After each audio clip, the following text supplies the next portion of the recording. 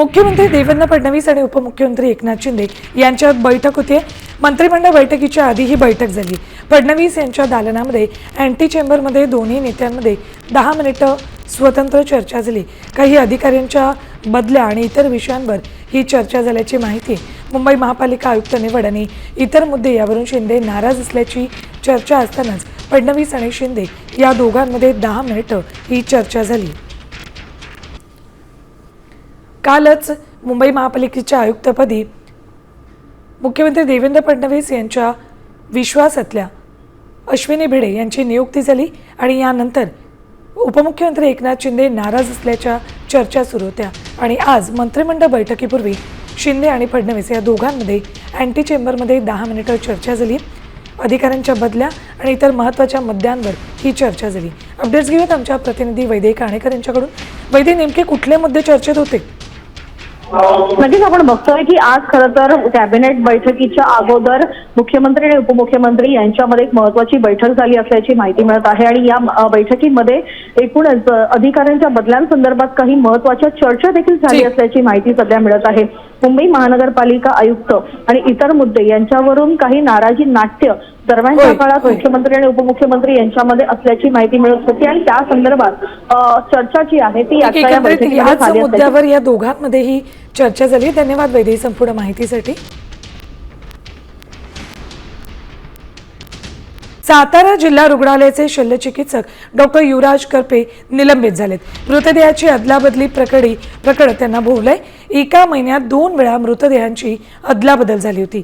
राज्य शासनानं आरोग्य विभागाकडून कर्तव्यात कसूर केल्यानं निलंबन त्यांचं करण्यात आलंय आणि विभागीय चौकशी सुद्धा केली जाणार आहे। सातारा जिल्हा रुग्णालयाचे शल्यचिकित्सक डॉक्टर युवराज करपे अखेर निलंबित झालेत। मृतदेहांच्या अदलाबदली प्रकरणी त्यांचं निलंबन करण्यात आले।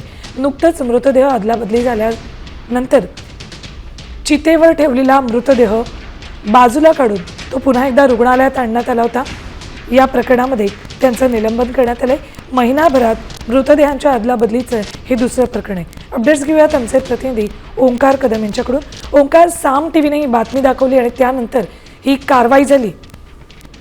नक्कीच काल ही घडलेली दुर्दैवी घटना आहे आणि याच्या आधी सुद्धा या महिन्यात ही दुसरी घटना आहे साताऱ्यात घडलेली।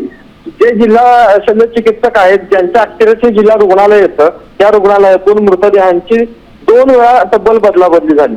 कालची घटना तरी इतकी गंभीर होती की त्या मृतदेहांचे चेहरे न दाखवल्यामुळं ही बदलाबदली झाल्याचं त्या नातेवाईकांकडून सांगण्यात येतं आणि त्यातला एक मृतदेह जवळपास निम्मा जळालेल्या अवस्थेत चितेवर होता आणि त्यावेळी जेव्हा कळलं की हा मृतदेह वेगळा आहे त्यावेळी ते थांबवण्यात आलं आणि हे सर्व प्रकरण कुठेतरी या शल्यचिकित्सकांना भोवल्याचं आता पाहायला मिळत आहे। ठीक, धन्यवाद संपूर्ण माहितीसाठी।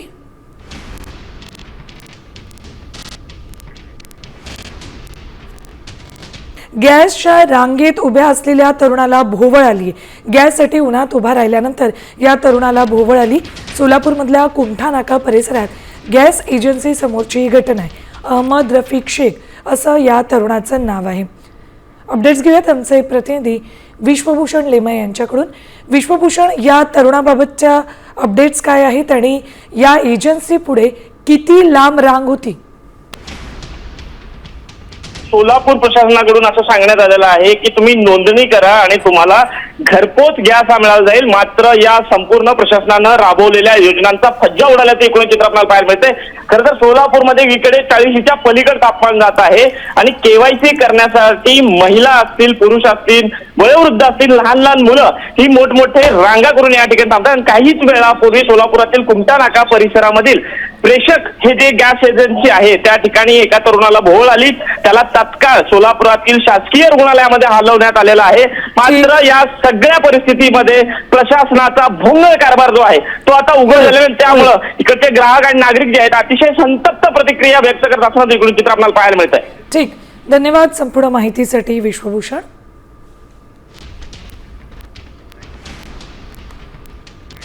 भोंदूबाबा अशोक खरातला नाशिक कोर्टानं न्यायालयीन कोठडी सुनावली आहे. आता पोलीस खरातला दुसऱ्या गुन्ह्यामध्ये अटक करून उद्या पुन्हा एकदा कोर्टात हजर करणार असल्याची माहिती समोर आली आहे.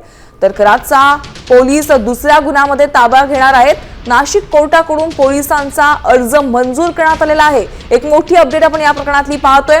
दुसऱ्या गुन्ह्यात पोलीस भोंदू खरातला अटक करणार आहेत. भोंदू खरातला उद्या पुन्हा एकदा न्यायालयात हजर करण्यात येणार आहे.